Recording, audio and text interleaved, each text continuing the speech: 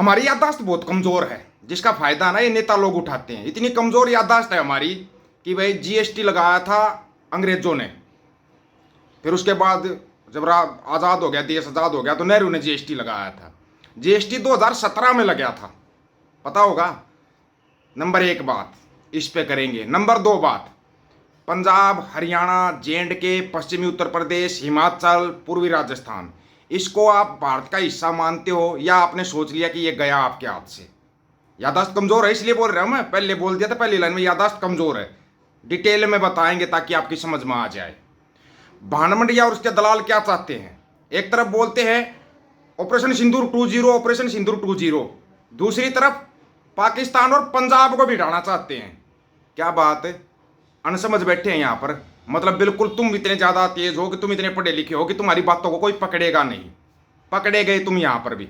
तुम जो पंजाब के साथ खेल खेलना चाहते हो वहां पर भी पकड़े गए तुम। मतलब पंजाब और पाकिस्तान भिड़े, तुम दूर बैठ के मजा लो, मजा लो तुम दूर बैठ के, क्योंकि तुम्हारे को तो पता है जो चीज हाथ से निकल गई वो अगर पूरी बर्बाद हो जाए तो भी कोई समस्या नहीं तुम्हारे को। क्या समस्या आएगी? समस्या तो उन लोगों को आएगी जो यहाँ पर रहते हैं।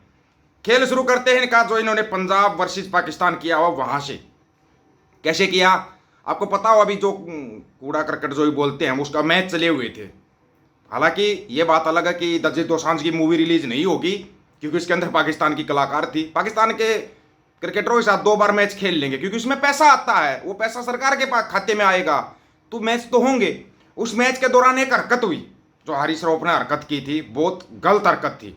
खिलाड़ी को खिलाड़ी के तौर पर रहना चाहिए, लेकिन ये लोग साबित कर रहे हैं कि नहीं, हम आतंकवाद का इतना वो करते हैं कि हम, वो मैच था ही नहीं। नंबर एक बात तो वो मैच ही नहीं था। वहां पर इनको राजनीति दूसरी करनी थी, राजनीतिक था जो कुछ भी था, ड्रामा। उसने इशारा किया बाउंड्री पे खड़ा होकर कि पहले तो उंगलियां उठाई कि 6 और बोला ऐसे उड़े और ऐसे गिरे। उसने ऐसा इशारा किया, बिल्कुल है वो वीडियो है, सबने देखा है। लेकिन उसने इशारा कब किया? जब पूरे जितनी पब्लिक बैठी थी सो कोल्ड, उसकी साइड में वो लिंडू टाइप के लोग बैठे हुए थे, मोती मोती मोती करने लगे हैं, ऑपरेशन सिंदूर ऑपरेशन सिंदूर। तो उसने ये इशारा कर दिया, बात यहीं खत्म हो जाती, सब कुछ हो जाता, इंटरनेशनल लेवल पर बेचती। उसके ऊपर सख्त से सख्त कार्रवाई होनी चाहिए थी। खिलाड़ियों का वो अगर ऐसे हरकतें कर रहा है तो उस पर कार्रवाई होनी चाहिए। इस चीज को हम भी बोलते हैं, खिलाड़ी को खिलाड़ी के तौर पे, कोई एक्टर के तौर पे, कलाकार उसको अपनी कलाकारी से मतलब रखना चाहिए। वो कब कार्रवाई होगी कब नहीं होगी उसको छोड़ो आप। कल नेशनल मीडिया में बड़े लेवल पर न्यूज चलाई गई कि अर्शदीप सिंह ने दिया हरीश राव को जवाब, ऐसा जवाब दिया कि पूरा पाकिस्तान मतलब कि शर्मा गया या शर्म से डूब गया या जो कुछ भी ये लोग बोलते हैं। वैसे ये तो बुलेट प्रूफ बेशर्म है, इनको कोई असर नहीं होता। अर्शदीप क्यों जवाब देगा? नंबर एक बात, अर्शदीप कौन सा खेल रहा था वहां पे? खिला तो तुम उसको रहे नहीं। आवाज उठने लगी अर्शदीप को नहीं खिला रहे, नहीं खिला रहे। वैसे क्योंकि वो डाढ़ा प्रकाश रखता है, पगड़ी पहनता है, तो समस्या तो हो ही जाती है। और अच्छा खेलने लगा था तो याद होगा ना, ये वही अर्शदीप है। एक कैच छूट गई थी तो इसको क्या बोला गया था? ये खालिस्तानी है। याद रखना, याददाश्त कमजोर, पहले ही बोला था, कभी मत रखना। अब उसी अर्शदीप ने जवाब दे दिया। क्यों दे दिया अर्शदीप सिंह ने जवाब? ये कौन सी पॉलिटिक्स चल रही है?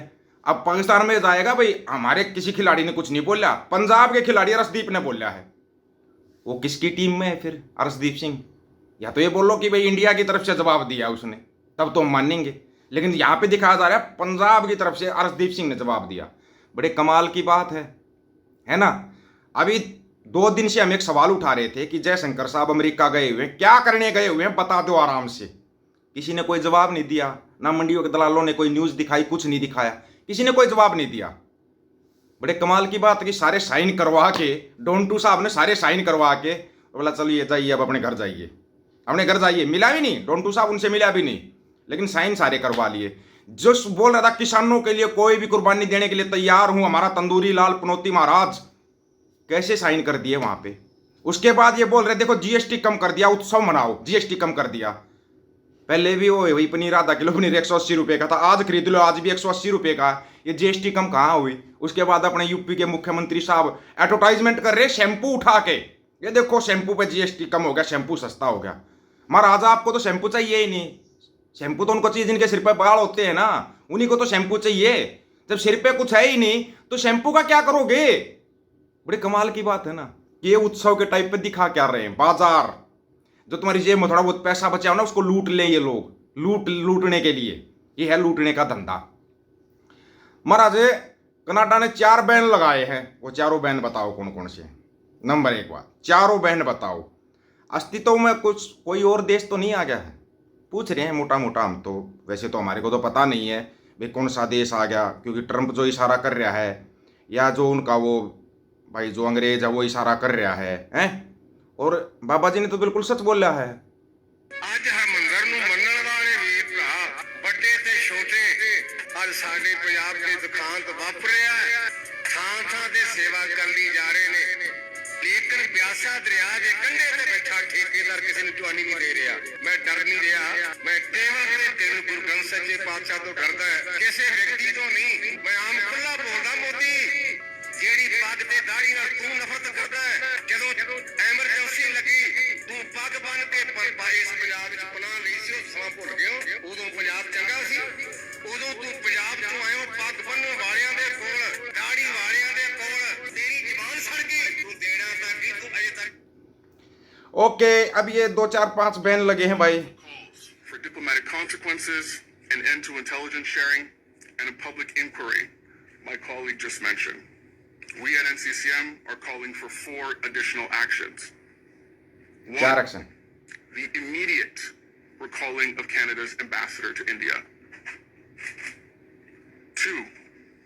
An initiation of the process of expulsion of the Indian ambassador to Canada, High Commissioner Shri Sanjay Kumar Verma. 3.